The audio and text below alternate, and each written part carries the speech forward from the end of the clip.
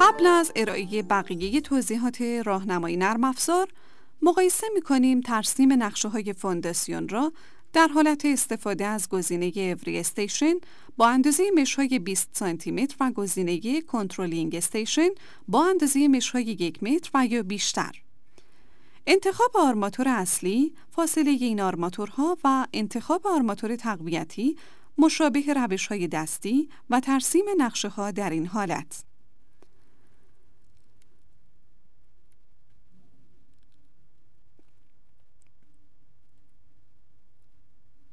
البته باید گزینه رسم جداول مربوط به لیستوفر و وزن نهایی آرماتورهای مصرفی پروژه هم انتخاب شود.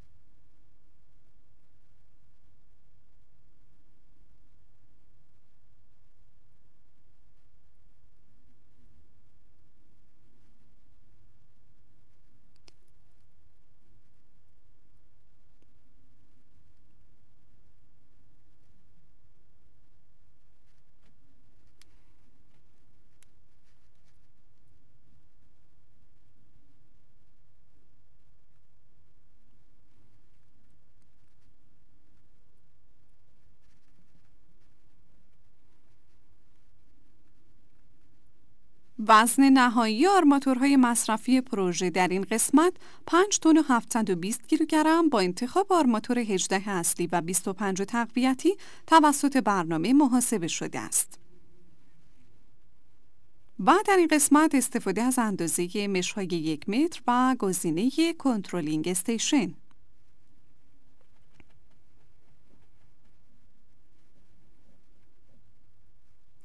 اطلاع داشته باشید که برای مقایسه وزن نهایی آرماتورهای مصرفی پروژه در حالت استفاده از نرم افزار رسام نسبت به حالت دستی، لازم است که شما مقدار مناسبی را برای ضریب یکسانسازی تعریف کرده باشید، چرا که همواره در روش‌های دستی ما از یک آرماتور در طول نوار طراحی استفاده می‌کنیم و نه از آرماتورهایی با طول مختلف و در کنار هم. اما در این قسمت این مقدار را هم برابر با 0 قرار می دهیم و اختلاف وزن این دو حالت را به دست می آوریم.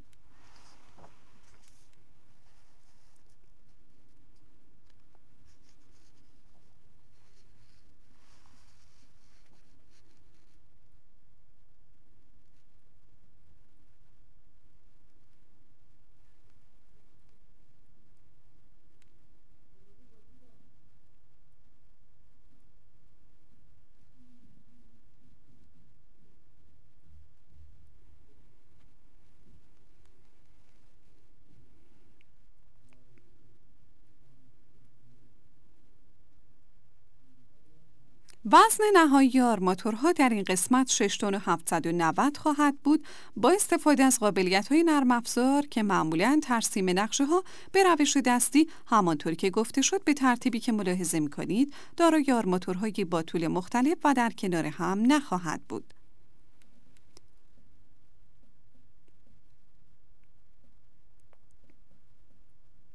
اگر به طور واقعی خواسته باشیم آرماتورها را به روش دستی ترسیم کنیم، ببینیم که چه اختلاف وزنی در این دو حالت به وجود می آید.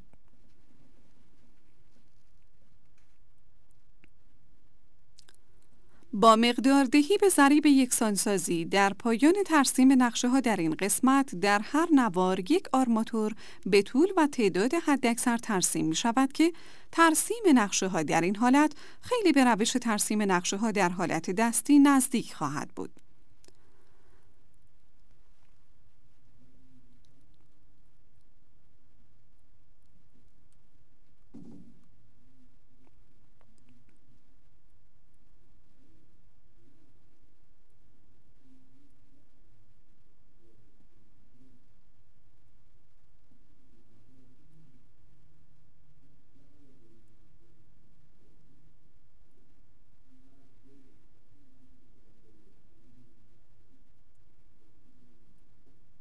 وزن نهایی آرماتورها در این قسمت 8 تن و 310 کیلوگرم محاسبه شده است.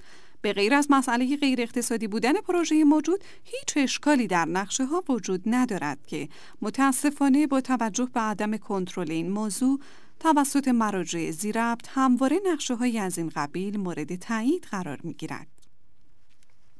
پس بنابراین توصیه می شود که همواره از گزینه اوری استیشن با اندازه مش‌های کمتر از 1 متر در ترسیم نقشه ها استفاده کنید.